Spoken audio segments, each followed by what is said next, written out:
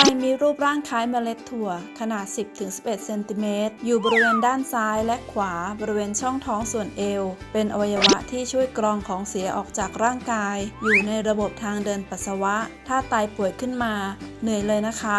มาดูกันว่าสัญญาณไตเสื่อมมีอะไรบ้าง 1. มีอาการบวมทั้งตัว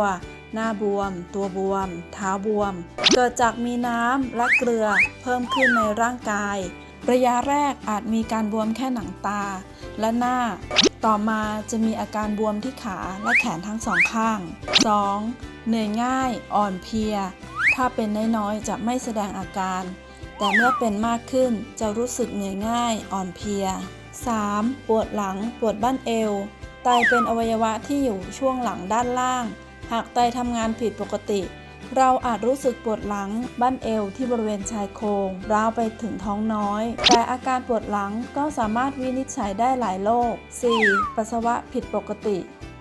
ปัสสาวะเป็นเลือดอาจมีหลายโรคที่ทำให้เกิดอาการนี้ปัสสาวะได้น้อยลงปกติแล้วหากเราดื่มน้ำมากปัสสาวะก็ควรจะมากตามไปด้วยปัสสาวะบ่อยความถี่ในการปัสสาวะแต่ละคนไม่เท่ากันแต่หากรู้สึกว่าตัวเองปวดปัสสาวะบ่อยผิดปกติหรือตื่นขึ้นมาปัสสาวะตอนกลางคืนมากกว่า 3-4 ครั้งอาจต้องสงสัยว่าเป็นโรคไตก็ได้โรคไตเป็นโรคเรื้อรังที่ต้องดูแลตลอดชีวิตเพราะฉะนั้นแล้วหันมาดูแลไตกันให้มากขึ้นทานเค็มให้น้อยลงเพื่อสุขภาพไตที่ดีของเราค่ะ